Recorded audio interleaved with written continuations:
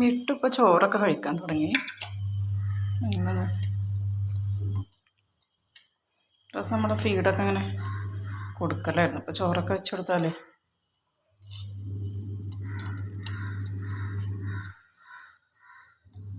ഒറ്റയ്ക്ക് കഴിക്കുന്നുണ്ട്.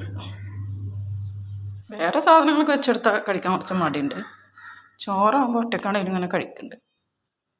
ഇട്ടും ഇങ്ങനെ ഇങ്ങോട്ടെത്തി, അങ്ങോട്ട് നീങ്ങ്, ഇവിടെ വാ, കഴിച്ചോ?